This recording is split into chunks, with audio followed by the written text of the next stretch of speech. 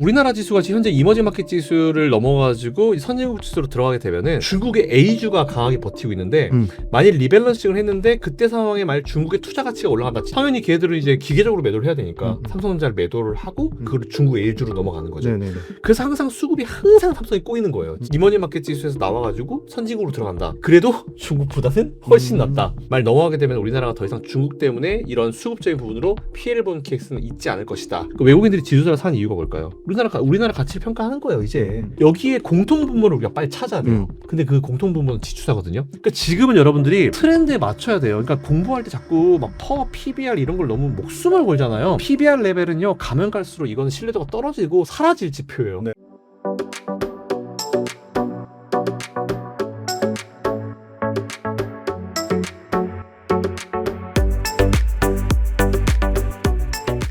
안녕하세요. MC 김지훈입니다. 오늘은 김사영 대표님 모시고 국내 증시 그리고 미국 증시, 시황이나 또 다양한 산업에 대해서 대표님께 한번 인사이트 들어보도록 하겠습니다. 대표님 안녕하세요. 네, 대표님 저희가 시작하기 앞서 네. 전국적으로 강연을 이제 다니신다고요. 네. 그래서 요번에 서울에서도 하시고 지방에서도 하신다고 들었는데 네. 그거 한번 짧게 소개해 주시죠. 일단 제가 예전부터도 한번 계획을 했었던 거예요. 네. 지방에서 이제 그 강연에 대한 수요가 굉장히 많은데 사실 지방에 많이 안 가잖아요. 언젠가는 꼭 가야지라고 몇 년 전부터 계속 계획은 하고 있었는데 그걸 드디어 이제 할 수 있게 됐고 좋은 분들 같이 해가지고 서울은 매달 서울은 고정적으로 하고 다음 달에 지금 어디서 할지 수요 조사를 하고 있어요. 그래서 수요조사 폼은 제 유튜브나 가보시면 다 있기 때문에 어느 지역으로 와주십시오라고 하면은 가장 많이 이제 선택을 해주신 지역으로 저희가 다음 7월 달에 바로 이제 날아가서 이제 강연회를 진행하려고 합니다. 그래서 이제 많은 분들 관심 가져주시고 그리고 또 신청까지 해주시면 너무너무 감사할 것 같습니다. 서울은 그러면 이미 마감이 됐나요? 그러면? 네, 서울 거는 5월에 저희가 처음으로 네. 테스트 해봤는데 네. 5월 것도 마감됐고요. 6월 달 것도 이미 마감이 돼가지고 언제죠? 6월달? 내일입니다. 내일이네요? 네, 와. 내일이고 사실 오늘 촬영 날이 금요일이니까 토요일 날 하시네요? 맞아요. 네네. 사실 서울 거는 이번에 토크쇼 방식으로 한번 해봐요. 그래서 이제 재밌겠다. 네. 맞아요. 저희가 강연회 방식이 아니고 토크쇼에서 각각 스피커분들한테 제가 질문을 좀 세게 해가지고 진짜 한번 끝까지 뽑아낼 좀 한번 인사이트 제대로 한번 뽑아내 보려고 하고 있으니까 매달 진행해요. 서울에서는. 네. 혹시 아직 모르시는 분들은 관심 가져주시고 다음 달에 클릭이 중요합니다. 네, 빨리 등록해 주시면 너무 감사할 것 같습니다. 지방 수요조사 일단 7월 달에 받고 계시고 6월 달 서울 거는 벌써 마감이 되셨다고 합니다. URL PD님 달아주실 것 같아요.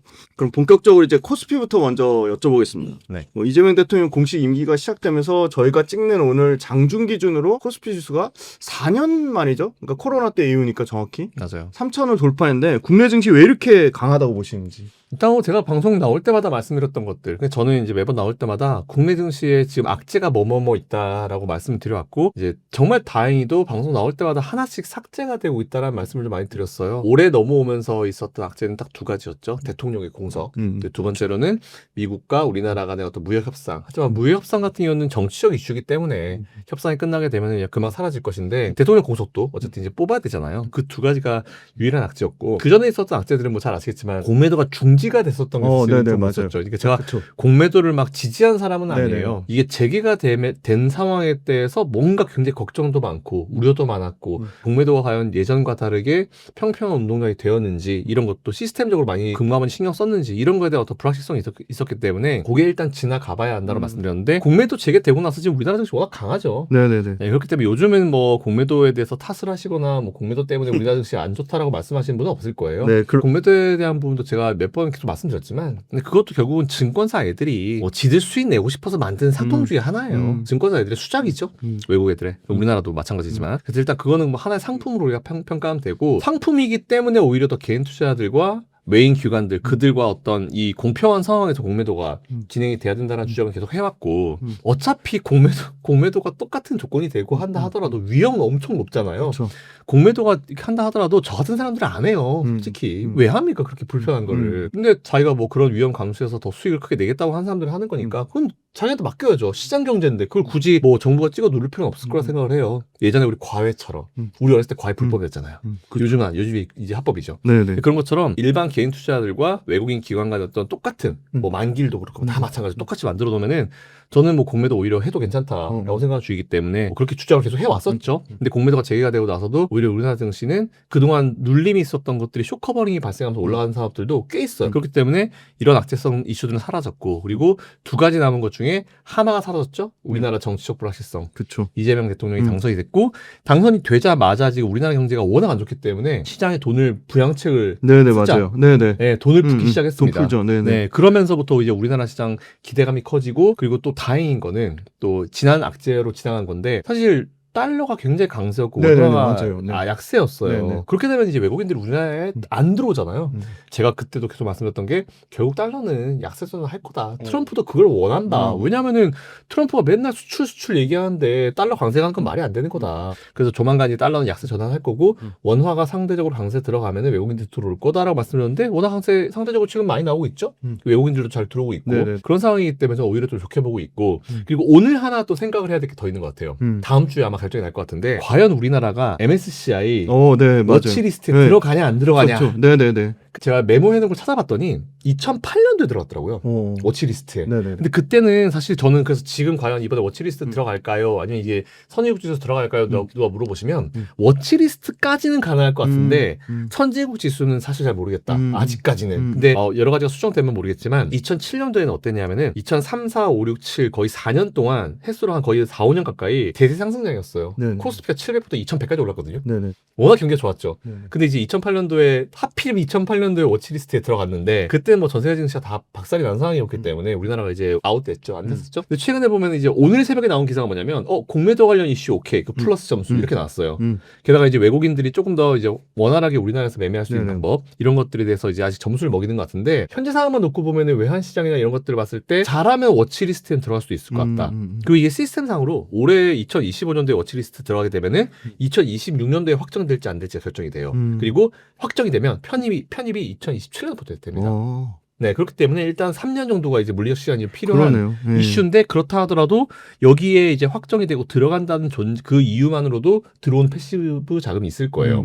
많은 분들이 지금 걱정하시는 거 하나를 말씀드리면 제가 안 그래도 이것까지 어저께 이제 실제로 월가에서 트레이드하고 있는 친구들 몇 명한테 물어봤는데 네. 진짜 우리나라 지수가 지금 현재 이머징 마켓 지수를 넘어가지고 선진국 지수로 들어가게 되면은 뭐 되게 다양한 계산들이 있어요. 오히려 우리나라 지금 이머징 마켓이 이게 더 유리하다 아니면 가는 게 유리하다 이렇게 네네. 얘기했는데 단순 계산으로 넘어가면은 그쪽에 들어가면 우리나라 쪽에 들어올 자금이 40에서 60조 정도 들어온대요. 근데 이게 되게 재밌는 게 뭐냐면 일단은 이머징 마켓 지수에서 우리가 빠지잖아요. 편출되게 되면은 거기 우리나라가 이머징 마켓 지수에 있다는 그 존재만으로 들어온 자금은 일단 나갑니다. 그렇겠네요. 왜? 네. 그 자금은 그냥 거기 안에서 돌아야 돼요. 네네. 이머징 마켓 내에서 네. 돌아야 되기 때문에 네네. 일단 나갑니다. 네네. 그래서 넘어가면은 그때는 이제 선진국 지수 그렇겠죠. 들어오겠죠. 네네. 일단 이 금액 자체가 이머징 마켓보다 선진국 지수에 있는 금액 자체가 최소한 비슷하거나 더 많았으면 많았지 적지 않대요. 첫 번째. 두 번째로는 한 건이 뭐냐면 일단 선진국으로 넘어가게 되잖아요. 제일 좋은 게 지금 우리나라가 삼성 왜 이렇게 못 가? 우리나라 왜 이렇게 지수 안 좋지? MSCI 리밸런싱이라고 들어보셨을 거예요. 네네네. 리밸런싱 할 때마다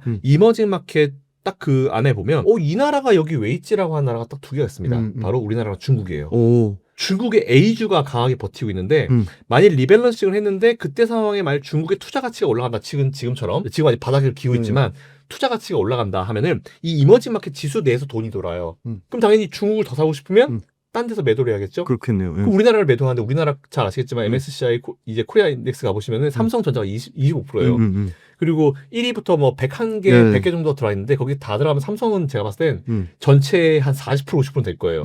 그러다 보니까 삼성전자가 제일 비중이 높고 당연히 걔들은 이제 기계적으로 매도를 해야 되니까 삼성전자를 매도를 하고 그걸 중국 A주로 넘어가는 거죠. 네네네. 그래서 항상 수급이 항상 삼성이 꼬이는 거예요. 이머징 마켓 지수에서 나와가지고 선진국으로 들어간다. 물론 선진국에도 이제 아시아 국가도 있죠. 일본이나 이런 애들이 있긴 있는데 그래도 중국보다는 훨씬 낫다. 라는 상황이어서 여러분이 생각하시는 그 자금 그 외에도 이런 부분들도 같이 생각을 해야 되기 때문에 말 넘어가게 되면 우리나라가 더 이상 중국 때문에 이런 수급적인 부분으로 피해를 보는 케이스는 있지 않을 것이다 라는 그런 기대감이 지금 시장에 좀 들어가고 있는 것도 분명히 있는 것 같아요. 만일 다음 주 25일인가 결과인데 워치리스트가 말 들어가게 되면은 땡큐 외국 자국이 더 들어올 수 있어요. 근데 워치리스트에서 탈락했으면 그동안 여기 들어갈 수도 있을 거다라는 기대감으로 들어간 자금들이 다음 주에 빠질 수 있거든요.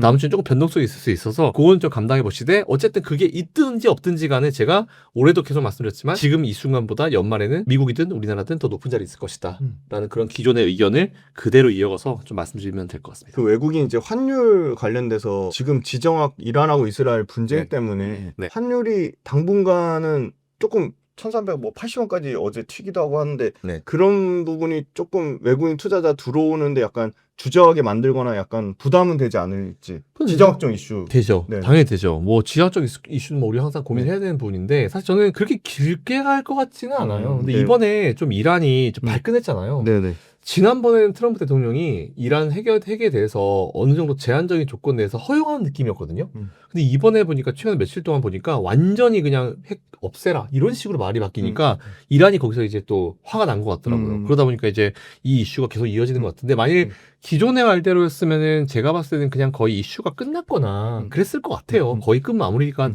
됐을 것 같은데 지금 이제 그렇게 이제 핵 니들 안 돼 이런 식으로 얘기를 해버리니까 이란이 발끈한 거죠. 트럼프가 최근에 나온 거는 아직 협상은 열려 있고 2, 3주 뭐 1, 2주 안에 실제 군인을 투입시킬 수 있다 이런 얘기까지 나오고 있는 상황인 것 같은데 어쨌든 저는 아직까지 현재 기준으로도 아직까지 6월달 정도 안에는 저도 뭐 7월달 첫 번째 주 안에는 이 이란 관련 이슈가 지금 정도로 뭔가 확 우리에게 와닿지는 않을 것 같아요. 좀 많이 좀 조용해질 것 같아서 환율은 근데 사실 이런 하나하나의 그때그때마다 굉장히 예민하게 반응하는 지표이기 때문에 뭐 환율 같은 경우는 뭐 우리가 좀 감당해야 되죠. 근데 이게 그렇게 길게 간 이슈는 아니고 이스라엘과 이란은 항상 이제 국지전 포함해가지고 항상 서로 싸웠기 때문에 네, 이게 새로운 이슈는 아니다. 원래 이제 악재라는 건 이제 새로운 이슈에 되게 예민하게 반응하잖아요. 그렇죠. 네, 근데 새로운 이슈가 아니기 때문에 뭐 그냥 팔레스타인 뭐 이런 애들은 그냥 항상 중동과 붙잡고 싸우잖아요. 우리가 또 좋은 거는 뭐냐면 방산. 그쵸. 오히려 그죠. 네. 그리고 미국이 최근에 이제 또 그 얘기했어요. 방위비 증액해라. GDP의 뭐 5%인가 이상을 해야 된다. 우리나라를 포함해가지고. 그러면 방위비 증액하라는 얘기가 뭐겠어요? 주한미군 돈 주라는 얘기가 아니고 그냥 방위비 증액해서 지들 무기 사라는 얘기죠. 우리나라 무기도 워낙 좋은 상황이기 때문에 어떻게 보면 미국의 어떤 라이벌까지는 아니고 뭐 기술적 차이가 워낙 이제 미국이 압도적이기 때문에 라이벌까지는 아니지만 가성비가 좋고 굉장히 이 납기를 잘 맞추는 우리나라 방산기업들은 좋은 어떤 이슈가 될 수 있죠. 우리나라 보면 아시겠지만 이미 뭐 사우디나 이쪽에 얘기가 많이 나오고 있잖아요. 그래서 저는 오히려 방산기업들에 대한 투자 가치는 충분히 있는 것 같고 최근에 외국인 사는 거 중에 보니까 의외로 현대차하고 현대모비스 네, 기아차 좀 사는 것 같고 그쵸. 금융 또 꾸준히 계속 삽니다. 금융. 그쵸. 대표님 보시기에 외국인 매수하는 거 중에 특징이 있다, 재밌다 아니면 외국인이 최근에 매수하는 거 중에 대표님의 좀 관심 분야는 어디신지? 한 2년 전쯤 그때 막 경기 침체 되게 심하고 했었을 때 저는 그냥 어차피 지금도 그렇지만 저는 이제 좀 긍정론자거든요. 그때 제가 뭐라고 그랬냐면은 시장 좋아지면은 돌아설 몇 개 업종이 있는데 이번에 분명히 지주사 타이밍이 올 거다. 네, 지주사. 라고 하면서 제가 어떤 정보 말씀드렸냐면 포스코 홀딩스랑 에코프로 말씀드렸어요. 네네네. 그러니까 지주사 기업도 최근에 좋잖아요, 분위기가. 그리고 금융사들도 지주사들도 좋아요. 네, 맞아요. 그러니까 지주사가 어쨌든 지금 포인트거든요. 그러니까 외국인들이 지주사를 사는 이유가 뭘까요? 우리나라 가치를 평가하는 거예요, 이제. 제대로 된 평가를 받을 수 있는 그런 상황이거든요. 그래서 오히려 저는 금융주들로 매수가 들어가는 것처럼 보이고 다 들어가는 건 맞지만 그중에서 금융 지주사들은 괜찮다라고 보고 있고요. 자동차들도 보면은 결국은 이제 현대차나 기아차나 이제 그 지주사 역할을 하잖아요. 네네네. 현대차가. 그쵸. 네, 그런 상황이기 때문에 여기에 공통분모를 우리가 빨리 찾아야 돼요. 근데 그 공통분모는 지주사거든요. 이것도 근데 제가 몇 년 전에 계속 말씀드렸던 내용들인데 이제 나와가지고 항상 저는 이제 아쉽죠. 지주사에 대한 분은 이제 앞으로도 계속 관심을 좀 가질 필요가 있을 것 같아서 지금은 이렇게 하시면 될 것 같아요. 자동차 투자하고 싶어. 그럼 자동차에 지주사 역할을 하는 기업. 그리고 2차 전지다. 그러면 2차 전지에서 지주사 역할을 하는 기업. 뻔하잖아요. 포스코홀딩스, 에코프로 그룹, 에코프로 네, 이런 기업도 하시면 될 것 같고. 그러니까 모든 컨셉이 우리가 보면은 뭐 하나를 뭐 자동차를 선택할 때 뭐 일단 여러 가지 조건이 있잖아요. 첫 번째 조건 뭐 어떤 브랜드, 깔, 뭐 휠 모양, 그리고 뭐 스티치라든지 뭐 이런 게 다 많잖아요. 그런 것처럼 주식을 매수할 때도 여러 가지 조건들을 이제 보통 조건식을 하죠. 그쵸. 그럴 때 지금은 어떤 조건 넣느냐? 자, 일단 지주사 한번 넣어보자. 네. 이렇게 가는 거죠. 그래서 지주사는 지금 한번 넣으시고 넣었다 뺐다 하면서 검색을 한번 해보시는 것도 되게 좋을 것 같아요. 지주사 한 목 넣었다가 뭐 빼고 하면 되니까 그건 어렵지 않으니까. 그래서 저는 지금은 지주사가 좀 메인인 것 같고 이게 보면 우리나라가 지금 전반적으로 종목들이 다 올라가는 게 굉장히 좀 긍정적인 이슈인데 돌아요. 이 사이클이 나옵니다. 그 사이클을 따라가지고 매수를 해봐도 될 것 같고 아직 사이클이 오지 않은 기업들을 계속 관심을 가질 필요가 좀 저는 있다고 생각을 해요. 그래서 어쨌든 저는 보면은 뭐 우리나라는 뻔해요. 반도체, 2차 전지, 조선당산, 네, 이쪽 라인들이 AI 관련 뭐 전력기기, 전력인프라 이쪽 라인이기 때문에 그쪽 라인 더하기 그리고 지주사 요 정도 컨셉 하면은 지금은 충분하실 거예요.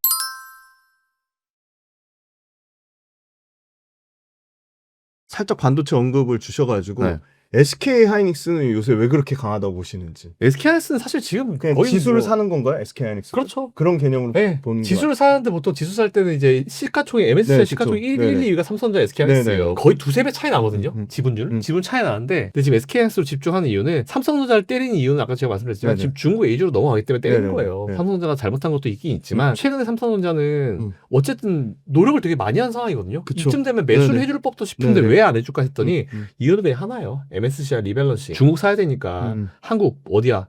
삼성 때려 이거거든요. 제가 봤을 때는 그 이유 말고 딴 건 없는 것 같아요. 일단 그거는 그런데 SK하이닉스는 어쨌든 지수를 사는 것 더하기 1번 지수 3, 두 번째는 어쨌든 지금 AI의 강자죠. 이제 칩의 강자고 엔비디아 쪽까지 지금 계속 사업도 잘하고 있는 상황이고 이런 상황이기 때문에 이 SK하이닉스에 대한 기대감은 계속 좀 올라갈 수밖에 없는 것 같아요. 어쨌든 정권이 바뀌었잖아요, 우리나라가. 이 새로운 정권에서는 어떻게 될지는 좀 우리가 지켜봐야 될 것 같긴 한데 근데 뭐 지금 정부 기조 자체가 우리나라 잘하는 거는 밀어주자 거의 이런 기조이기 때문에 옆에서 이제 참모들이 정말 이제 정확하게 이제 분석하는 사람들이라고 하면은 반도체, 2차 전지, 방산, 조선 이쪽은 절대로 버리지 않겠죠. 무조건 끼고 있는 업종이 되겠죠.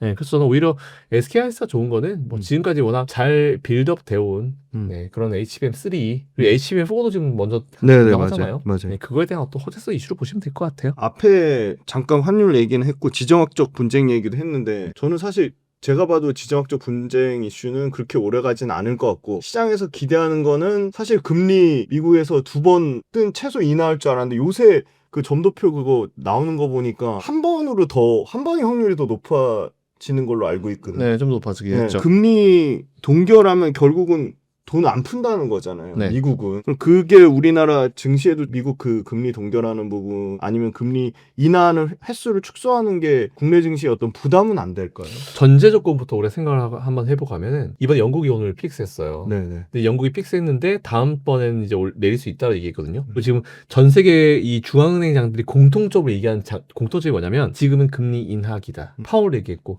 파월도 오히려 올해 그냥 2번 정도 할 것 같다라는 기존의 의견을 그대로 네네. 반복한다 이렇게 네. 얘기했고 어쨌든지 간에 이제 지금 금리 인하기이기 때문에 뭐 인상 가능성이 아예 없진 않다. 이게 뭐냐면 사람들이 이게 항상 오해하는 게 금리 인상 가능성이 없진 않다라고 하는 것에 대해서 그래? 있어? 라고 하겠지만 파월은 있어 1% 이런 느낌이죠. 거의 없어요. 정상적인 상황이라면 금리 인상을 할 리는 없기 때문에 지금은 금리 인하기라는 걸 우리는 분명히 알아야 돼요. 인하하면서 잠깐 멈추는 거죠. 여러분들이 항상 아셔야 될 게 트럼프도 지금 빨리 금리를 세게 내려 뭐 100bp를 내리라고 하는데 그 말이 안 되는 소리고 금리를 빨리 올려가지고 혹은 빨리 내려가지고 그 상황을 빨리 뭔가 커버하고 싶어 하는데 중앙은행 입장에서는 빨리 할 수가 없어요. 한번 그 금리를 컨트롤함으로 인해서 정말 많은 산업에 영향을 주기 때문에 금리 정책이라는 건 진짜 조심히 써야 되거든요.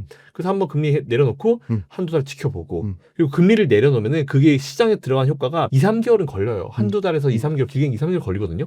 그래서 제일 좋은 거는 금리 한 칸 내려놓고 한 2, 3개월 분위기 보고 이게 제일 좋은데 계속 때려 내리라고 하니까 계속 때려 내릴 상황은 여러분들 오히려 안 좋게 생각해야 돼요. 지금 금리를 진짜 트럼프처럼 100bp씩 떨어주잖아요. 그러면 진짜 100bp를 내렸다. 그럼 시장이 어떻게 반응하는지 아세요? 위기인가? 우리가 모르는 위기가 있나? 그렇겠네요. 이렇게 반응한다니까요. 네네. 당연히 연준은 괜찮은데 굳이 뭐 안 사들어도 돼. 금리 낮추긴 낮출 거야. 근데 굳이 뭐 지난번에 아시겠지만 인플레이션 심할 때 금리 계속 때려 올렸잖아요. 매번 엄청 올렸잖아요. 네네네. 50bp 이렇게 올렸잖아요. 네. 그것처럼 긴급한 상황이면은 이 금리 정책이 굉장히 빠르게 움직입니다. 하지만 빠르게 움직이지 않는다는 이유가 뭐냐면 제일 큰 이유, 제가 봤을 때 거의 유일한 이유라 보시면 돼요. 제일 압도적인 이유니까 그냥 보는 거죠. 지금 그렇게 되게 급하지 않다는 거예요. 하지만 금리 인하기다라고 하는 거는 돈을 풀긴 하겠지만 그게 급히 풀 이유는 별로 없는 것 같아. 지켜보면서 천천히 풀게. 이런 느낌이죠. 뭐 아마 사업하시는 분들도 되게 이해하실 거예요. 막 사업하면은 막 뭐 돈 확 때려부어 하길 바라지만 사업 몇 번 엎어져 본 사람은 알거든요. 돈은 때려부는 게 아니에요. 그게 그때그때 넣는 거지. 그래서 이 돈을 넣고 이제 제가 그래서 보통 이제 주식 투자하시는 분들은 사업가적인 마인드를 좀 빨리 기르셔라라고 말씀을 드려요. 그래야지 트럼프도 이해가 되거든요. 네네네. 네, 저분 사업하시는 분이잖아요. 그쵸. 그죠? 일론 머스크도 마찬가지. 네네. 지금 왜 이렇게 돈을 이렇게 생각하지? 이런 거지. 그래서 보통 우리가 이제 어쨌든 조금만 완전히 이게 저도 이제 사업을 하지만 일반 그 직장 다니시는 분들이랑 기본 사고 마인드 자체가 달라요. 이런 걸 빨리 이해를 하시면 오히려 시장을 분석하고 할 때 훨씬 더 유리한 장점이 있다라고 생각합니다. 지금 증시 이끄는 조선, 네. 방산, 원자력, 네. 심지어 말씀하신 지주사도 굉장히 주가 현황이 좋은데 전력기기까지 네. 방산, 조선, 원전, 전력기기, 지주사까지 네. 각각에 대해서 밸류에이션 측면 한번 어디가 싸다 비싸다 얘기해 주시면 좋을 것 같고 밸류 4개 업종 중에 조금 더 만약에 비중 조절을 한다면 네. 어디를 조금 더 담는 게 더 전략적으로 유리한지 네. 그리고 그 이유까지 좀 설명해 주시면 좋을 것 같아요. 조선 방산 AI 인프라 그리고 원전 지주사. 지주사. 네. 아, 원전까지요? 네, 네. 원전 지주사. 그럼 네. 5개네요? 네, 5개. 5개. 자, 네. 5개 업종 가지고 비율을 따진다. 네, 네, 네, 네. 그럼 일단 저는 AI 쪽에 네. 일단 한 30% 들어갈 것 같습니다. 오. AI 쪽에 한 30%. AI 인프라. 네, AI 인프라. AI 인프라네요. 네, 네. 네, AI 인프라 쪽에 네, 한 30%를 오. 넣겠어요. 네, 일단 네. 30% 넣고 지주사. 네. 지주사 쪽으로도 한 15%. 15%. 지주사 15%. 네, 지주사 10%. 네, 네. 10% 가죠. 네, 10%. AI 인프라 30, 네, 네. 지주사 10, 네. 조선방산 10. 네. 네. 이렇게 가죠. 그럼 몇 프로인가요? 그러면 조선방산 각각 10. 네, 각각 10. 그러면 60이네요. 60이죠. 네. 조선방산 그냥 조선방산 그리고 지주사 15씩 가시죠. 15씩. 네, 그 정도 하고 그러면 이제 45에 네, 네. 인프라면은 75죠. 그 나머지 25%는 뭐였죠? 조선 방산 AI 인프라. 네, 네. 나머지 원전이겠죠. 원전. 아, 네. 원전도 네. 원전은 원전도 약간 AI 인프라에 가깝죠. 그쵸. 이게 인프라. 근데 네. AI가 이런 AI라는 핵심 테마가 사실 내린 발생한 여러 가지 업종 중에 하나잖아요, 사실은. AI 인프라죠. 쉽게 말해서. 인프라 AI 인프라 들어가면 되는 거죠, 사실 원전이. 아, 원전 중요하죠. 원전 중요합니다. 음. 근데 원전이 좀 최근에 좀 어느 정도 올라 있는 네. 분이 있는데 네. 덜 오른 종목들이 좀 있어요. 음. 그래서 저는 오히려 그런 기업들 쪽으로 10에서 한 15% 정도? 덜 오른 원전기요. 네, 덜 오른 그러니까 두산에너비티, 현대건설 말고 어. 뭐 예를 들어 뭐 한전기술이라든지 네. 한전 KPS 이런 쪽 말씀하시는 네, 거예요. 맞아요. 덜 오늘 오른 선발대 올라가고 이제 네. 후발대도 올라갈 때가 됐는데 오늘 원전주가 좀 빠지는 것 같더라고요. 네. 아니면 오늘 뭐 매수 안 하시는 분들 오히려 오늘 잘 나가는 애들 중에 오늘 좀 조정 있는 애들을 지금 잠깐 조금 비중을 한 5%, 10% 올라타시는 것도 나쁘지 않아 보이긴 해요. 대표님 원전 조선 방산 너무 많이 올라서 비싸다 꺾일 시점이 됐다. 심지어 원전 어떤 얘기까지 나오냐면 네. 들어보셔서 아시겠지만 제2의 약간 2차 전지 보는 것 같다. 그 정도 과열인 거 아니냐 그런 원전이- 얘기 하거든요. 원전이 그렇게 많이 올랐어요? 네, 그죠? 원전 지금 네. 두산 에너빌리티가 네. 제가 오늘자 보니까 네. 300% 넘게 올랐어요. 300%밖에 300%밖에 안 올랐네요. 아, 그럼 원전을 텐베거 보시나요? 사실 근데 보면은 네, 네. 2차 전지도 300% 올라간 격들은 꽤 많았잖아요. 그렇죠. 더 많이 올라왔잖아요. 네. 원전이라는 건 우리가 이게 단순히 원전 이렇게만 모르겠지만 이게 AI에 편입이 되고 네네. 그러니까 최근에 계속 얘기를 하는 분이 뭐냐면 AI 앞으로는 더 고사양으로 갈수록 전력 소모도 많아질 것이고 네네네. 거기서 이제 두 가지 테마가 나오는데 무조건 열 관리, 액침 냉각 이쪽 라인 무조건 지금 종목 찾아야 되고 네네네. 그 두 번째로는 네. 어쨌든 열 관리를 하려면 이제 에너지를 계속 때려 부어줘야 그렇죠. 되잖아요. 네. 화석연료도 하고 뭐 다양한 에너지를 한다고 하는데 그래서 저는 오히려 원전도 괜찮은데 그냥 에너지 관련주를 좀 확대해도 괜찮겠다 생각이 좀 들어요. 화석연료도 어차피 필요할 거기 때문에. 그리고 제가 전기차도 그랬지만 예전에 바이든이 뭐 전기차 100% 한다 그랬잖아요. 그런 건 없어요. 불가능합니다. 전기차라는 게 세상에 생기기 전에 과연 그러면 이제 일반 내연기관차 휘발유차가 100%였어요? 아니에요. 디젤도 있었죠. 수소도 있었죠. 하이브리드도 있었죠. 100%가 될 수가 없어요. 그건 정말 바이든이 진짜 말도 안 되는 얘기를 한 거고 그런 의미로 봤을 때도 에너지도 마찬가지예요. 태양광, 원전, 뭐 수력, 그리고 풍력 이게 다 이 이 산업을 나눠 먹게 하는 거거든요. 누가 좀 더 많이 나눠 먹는 그 차이지 이 모든 에너지들이 사실 다 필요해요. 근데 그 중에서 제일 제가 선호하는 거는 일반적으로 아시겠지만 화력과 일반 나오는 이제 화력과 이제 원전이죠. 사실 그 두 개가 제일 크잖아요. 네네. 그리고 트럼프도 아시겠지만 이제 공화당이고 공화당은 원래 이제 이런 그 화석연료 기업들한테 네네. 엄청나게 오랜 기간 동안 정치자금을 받아왔잖아요. 옥시덴탈 페트롤리움 같은 네네. 기업들한테. 근데 그 기업들조차도 지금 친환경 이런 걸 하니까 결론적으로 말씀드리면은 에너지 관련주로 우리가 같이 묶어서 생각을 해볼 필요가 있고 거기서 투톱은 어쨌든 이 화석연료 관련 기업들, 원전 관련 기업들 네네. 이거는 좀 관심을 가질 필요가 있어요. 만일 AI라는 테마가 사라지고 죽었다. 다 같이 버려야죠. 그런 애들은. 왜냐하면 그렇게 높은 사양의 전기가 필요 없으니까. 다량의 전기가 필요 없으니까. 그리고 원전이 왜 좋냐면은 화력발전소를 지금 보면은 전기가 필요한 소비자가 있을 것이고 생산자가 있고 중간에 이제 또 브로커가 있잖아요. 네. 근데 최근에 미국에서 어떤 게 트렌드냐면은 중간 마진 없이 그냥 바로 생산자에서 바로 가져오는 게 트렌드예요. 근데 문제가 뭐냐? 원전들이 어쨌든 보면 다 바닷가 근처에 있잖아요. 네네네. 물론 이제 그래서 이제 캘리포니아 쪽으로 많은 기업들이 막 이동하고 있는데 미국이 땅덩어리가 워낙 넓기 때문에 원전에서 생산을 해서 예를 들어서 원전을 짓고 생산을 해가지고 쭉 땡겨오는 그 거리가 진짜 수십 킬로 수백 킬로거든요. 그럼 그 오다가 분명히 전기들이 네네네. 누전이 되겠죠. 네. 쭉쭉 사라지겠죠. 네. 그래서 이제 원래 내가 100 전기 사왔는데 가져올 때 뭐 80 이렇게 안 오면 그것도 낭비잖아요. 그렇죠. 그래서 최근에 우리는 그럼 차라리 우리 공장 바로 옆에 발전소를 지을 거야. 네네. 해서 뜬 게 SMR이에요. SMR이에요. 네네. SMR 관련 기업들이 좀 많이 떴는데 사실 제가 최근에 이거 웅대에서 거의 처음 얘기하는 것 같은데 저희 선배님이 예전에 원전 관련 사업을 하시다가 우리나라 탈원전하면서 완전 집이 파산하셔가지고 네. 진짜 오랜 시간 동안 힘드셨다가 네. 최근에 좀 다시 한번 해보시려고 미국에 가서 네네. 하시는 분이 계세요. 네네네. 근데 그 선배님이랑 얘기를 해보다가 네네. SMR은요 일단 아시아에는 2개 정도고 우리나라는 아직 제대로 들어가는 게 없대요. SMR 이거 되게 심각한 문제라고 하더라고요. 네네. 우리가 지금 뭐 당장 SMR을 뭐 곳곳에 막 설치하고 엄청나게 네. 많이 할 것처럼 보이는데 지금 현재는 몇 개 없어요. 없기도 하고 그 기술 자체가 과연 시연이 될 것인가에 대한 어떤 의문점도 굉장히 많은 상황인데 일단 시연만 되면 좋죠. 공장 바로 옆에 증설을 건설을 해가지고 바로바로 에너지 넘길 수 있으니까. 근데 이게 과연 어느 정도까지 이제 구현이 될 것인가에 대한 부분이 있어가지고 우리가 생각한 것보다 SMR은 미래가 조금 남은 것 같다라는 생각이 들더라고요. 당장 뭐 SMR 하면 당장은 SMR 가서 지어 이렇게 할 수 있을 거라고 생각했는데 아니더라고요. 그게 일본이랑 중국 하나 일본 하나 있었나? 네네. 이미 완성된 SMR이 그렇더라고요. 이게 현실이에요. 그러니까 현실을 좀 알았으면 좋겠다는 생각이 좀 많이 들어가지고 그렇다고 SMR 관련주들 투자하지 마시라는 말씀은 아니에요. 왜냐하면 주식이라는 놈 원래 있든지 없든지 간에 그 기대감이나 그런 것만 가지고 먼저 올라간 놈이기 때문에 그런데 SMR 이 현재 산업의 상황을 한번 실제로 보게 되면은 그렇더라고요. 그렇기 때문에 SMR 쪽에다 몰빵을 할 거야. 아 그건 아닌 것 같아. 없어요 아직은. 아니 그러면 두산 에너빌리티도 SMR에 대한 기대감이 좀 반영 네. 좀 돼 있다고 보는데 대표님 보시기에 두산 에너빌리티 물론 원전이라는 에너지 네. 메가 트렌드는 네. 명확한 건데 두산 에너빌리티 주가만 보면 비싼 거 아닌가요? 그렇죠. 네. 좀 많이 거품이 끼고 있는 상황이 맞긴 맞아요. 근데 그렇다고 해서 여러분들 절대로 거품 끼었다고 그 기업이 나쁘다는 기업은 아니에요. 왜냐하면은 제가 자주 말씀을 드리는데 우리가 동대문 같은 데서 옷을 보통 떼어서 팔잖아요. 10,000원에 한 벌을 10,000원에 떼었습니다. 그럼 10,000원에 그대로 팔아요? 아니에요. 20,000원, 30,000원에 팔죠. 그렇죠. 왜 마진을 남겨야 되기 때문에. 그렇죠, 그렇죠. 기업도 마찬가지예요. 딱 밸류, 딱 북밸류, PBR 레벨 1 딱 그게 정상이 아니에요. PBR 레벨이 무조건 1 넘어가야 되죠. 근데 이게 막 14, 15 되면 부담스러운 건데 북밸류에 비해서 14배는 부담스러운 건데 한 2-3배까지는 괜찮아요. 그 얘기가 무슨 얘기다? 어느 정도 거품이 끼어있는 거 맞긴 맞아요. 근데 두산 에너빌리티 같은 기업들은 실제로 SMR 말고도 이제 매출을 만들어내는 기업이거든요. 거기에 꽂혀가지고 거기만 얘기해서 그렇지 사실은 포스코도 마찬가지잖아요. 포스코도 원래 촬영하는 기업인데 2차전지니까 2차전지만 얘기하잖아요. 거의 CEO가 2차전지 출신이 와야 된다고 막 이런 얘기 하잖아요. 그럼 말이 안 되는 거예요. 포스코는 수십 년 동안 촬영하는 기업인데 네네. 그죠? 거기다가 새로운 매출 구조로 2차전지가 들어온 거잖아요. 네네네. 이렇게 생각을 해야죠. 그래서 저는 오히려 마찬가지로 원전도 마찬가지라 봐요. 이미 버블이 껴있다고 생각해서 너무 높다 하는데 그런 식으로 치면요. 테슬라, 엔비디아 가격은 어떻게 생각할 건데? 그러니까 지금은 여러분들이 트렌드에 맞춰야 돼요. 그러니까 공부할 때 자꾸 막 PBR 이런 걸 너무 목숨을 걸잖아요. PBR 레벨은요. 가면 갈수록 이거는 신뢰도가 떨어지고 사라질 지표예요. 네. PBR 레벨이 진짜 정확하게 모든 걸 평가하려면은 모든 기업이 공장에 다 있어야 돼요. 근데 지금 지식성 정보 산업이에요. 네네. 이산 대표님의 그 네네. 가치를 어떻게 정확하게 평가할 거예요? 네네네. 저를 어떻게 평가할 거예요? 네네네. 안 돼요. 근데 공장은 가가지고 컴퓨터 한 대 몇 대 뭐 이렇게 되거든요. 그럴 때 PBR 레벨이 정확한 거지. 앞으로는 게임 관련 기업들 PBR로 들이밀잖아요. 좀 그 사람이 이게 안 해요. 아, 저 사람 공부 안 된 사람이다. PBR이 되는 업종, 제조업종은 되죠. 근데 지식정보 산업은 안 돼요. 절대로 안 됩니다.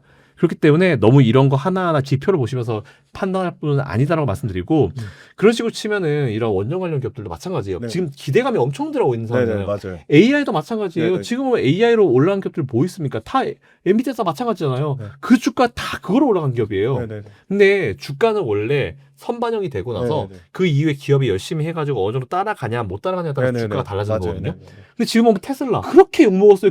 얘는 100불 되기 저 밑에서부터 욕먹었던 애예요. 이게 고평가다. 네. 그래서 공매도가 엄청 공격을 했죠. 근데 그걸 갖다가 이제 일론 머스크가 보여주면서 공매도를 밟고 숏스퀴즈로 올라온 기업이잖아요. 엔비디아도 마찬가지였어요. 저 한 5년 전쯤에 엔비디아 190불 스플릿 하기 전에 네네. 그 얘기 엔비디아 매수하라고 했다가 그때는 엔비디아가 뭐로 유명했냐면 AI 아니고 아, 게임 그래픽. 가상화폐. 가상화폐. 네. 가상화폐 채굴 관련주. 네네네. 이거였어요. 근데 네. 제가 그때 뭐라고 그랬냐면은 앞으로 지금 트렌드 자체가 더 높은 사양의 어떤 컴퓨터가 나올 것이고 그때도 막 이제 이런 어떤 이제 슈퍼컴퓨터라든지 이런 컴퓨터 얘기들이 나왔었어요. 네네. 남자들 다 아시겠지만 칩은 되게 중요하다. 그래서 엔비디아 같은 기업들은 가치 평가를 높게 받아야 된다 얘기했다가 채팅창에서 엄청 욕먹었거든요. 근데 그 이후에 텐베가 나왔어요. 웅달 책방에도 있어요. 웅달 가보시면은 제가 몇 년 전에 엔비디아 웅달이랑 같이 인터뷰를 네네. 하면서 제가 엔비디아 말씀드린 적 있어요. 음. 그때 경기 침체 진짜 상황 정말 안 좋았을 때 있습니다. 네네. 너무 좋죠. 그래서 웅달 네네. 책방이. 그래서 이제 그런 의미로 보시면 될 것 같아서 네. 지금 이런 원전 관련주들이 이미 슈팅은 되어 있어요. 음. 근데 2차 전지처럼 한번 너무 과하게 들어가면은 이게 잠깐 싹 들어가는 네네네. 거품이 살짝 꺼지는 시점이 네네. 있을 거예요. 근데 오히려 그 상황을 기다리시는 것보다는 지금은 좀 따라가시면서 단기 트레이딩을 하시고 거품이 좀 꺼지는 시점이 되게 되면 그때 더 매수하셔도 되는데 오히려 AI라는 강력한 어떤 테마군 내에 있기 때문에 2차 전지랑 좀 다르게 봐야 될 것 같아요. 네, 저는 그렇게 봅니다. 2차 전지는 전기차만 보고 갔잖아요. 네네네. 근데 지금 AI이기 때문에 음. AI는 대체가 없잖아요. 음. 네, 그래서 그렇게 보면 될 것 같아요. 네. 그래서 오히려 저는 거품 별로 신경 안 쓰고 투자 에너빌리티 네. 같은 기업들은 투자해 보셔도 되고 네. SMR이 지금 당장 뭐 시험 가능성이 높지 않다 하더라도 그리고 그게 팩트라 한다 하더라도 투자 가치는 충분히 있어요. 충분히 네. 다가올 미래입니다. 양자 컴퓨터도 원래는 막 제스성이 나와서 20년, 10년 그랬잖아요. 근데 뭐 그렇게까지 걸릴 것 같지 않다고 얘기했죠. 그만큼 지금 기술 개발 속도가 굉장히 빨라요. 그렇기 때문에 저는 오히려 원전 관련주들은 이제 관심을 계속 가질 필요가 있을 것 같고 지금 미국도 정책적으로 거의 밀어주려는 맞아요. 느낌이기 때문에 네네. 관심을 계속 가질 필요는 분명히 있다라고 생각하고 있습니다.